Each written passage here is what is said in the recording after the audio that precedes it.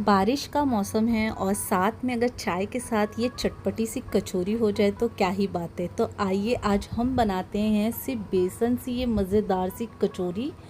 इसे बनाने के लिए हमने यहाँ पर 2 कप बेसन लिया है और इस बेसन को हम अच्छे से भून लेंगे। तब तक भूनेंगे जब तक कि इसमें से भुनने की खुशबू ना आ जाए और बेसन का कच्चापन ना चला जाए।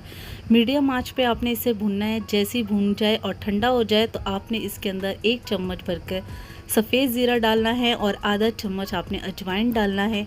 एक बारीक प्याज काट के डालनी है और 4 से 5 आपने हरी मिर्ची, साथ में नमक, 3 से 4 हमने आम के अचार लिए हैं। आप चाहें तो इसमें आम का अचार नहीं है तो आमचूर पाउडर आप 3 चम्मच ले लें।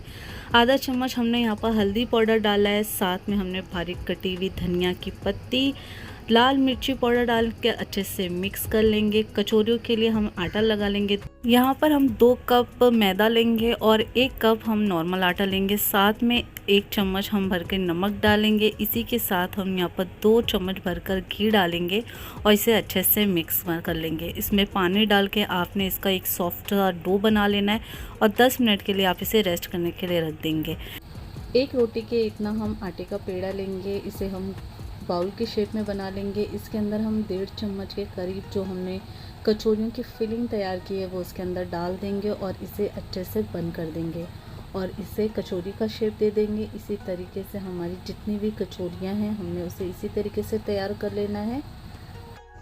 इसी के साथ हम एक पैन ले लेंगे। इसमें ऑयल को हम अच्छे से गरम कर लेंगे। ऑयल जब गरम हो जाए तो हमने एक एक कचौरियों को डाल देना है। शुरू में हमने फ्लेम को हाई रख के जैसे ही तेल अच्छे से गर्म हो जाएगा तो हम मीडियम फ्लेम पे रख देंगे और कचौरियों को तकरीबन 7 से 8 मिनट तक के हम इसे फ्राई करेंगे और जब तक कि इसका कलर सुनहरा गोल्डन नहीं हो जाए। यहाँ पर कचौरियों को हमने तकरीबन 7 मिनट तक के अच्छे से फ्राई किया है। इसकी साइड को हमने दोनों तरफ से अच्छे से फ्राई किया है और अब हम इसे निकाल लेंगे। इसी तरीके से बाकी बची हुई कचौरियों को भी हम इसी तरीके से फ्राई करेंगे और इसे भी गोल्डन ब्राउन करके निकालेंगे और आपको इसे डिश आउट करके दिखाते हैं।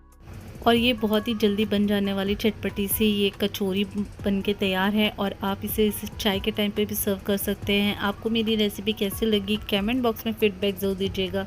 दुआओं में याद रखिएगा, अपना बहुत सारा ख्याल रखिएगा। फिर मिलते हैं एक नई रेसिपी के साथ। तब तक के लिए अल्लाह हाफिज़।